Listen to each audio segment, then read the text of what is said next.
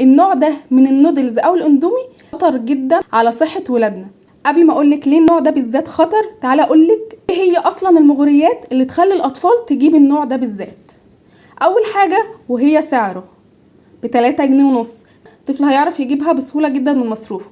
تاني حاجة انهم كاتبين عليه انه بطعم الكوري الاصلي. النودلز الكوري اصلا الاطفال موهومة بيها بسبب الفيديوهات اللي بيشوفوها، وطبعا اللي احنا ما بنرضاش نجيبها بسبب سعرها العالي جدا، او بسبب ان احنا عارفين ان كل الانواع دي خطر على اطفالنا.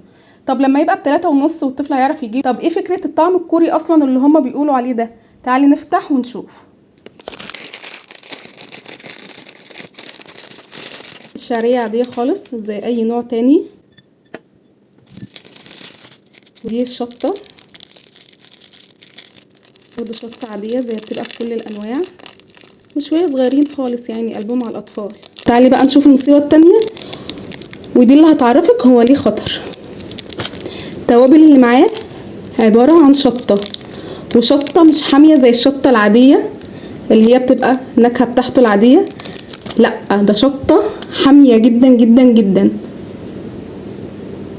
يعني بس حالا شماه الريحة بشعة جدا، ريحة قوية قوي قوي قوي.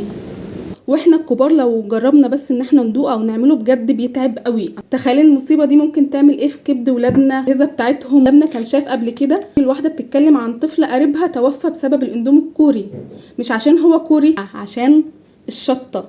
وده اللي هم عملوه دلوقتي في الاندومي ده المعمول في مصر عشان يجذبوا الاطفال. لا ومش بس كده، ده عملوه كمان ب3.5 عشان ينافسوا التانيين، عشان الاطفال تروح تجيبه. وعيالك وعرفيهم خطورة الموضوع. الحاجات دي ممكن تسبب لهم ايه على المدى القريب او البعيد. ربنا يبارك لنا في ولادنا ويحفظهم يا رب. متنسيش تصلي على النبي صلى الله عليه وسلم.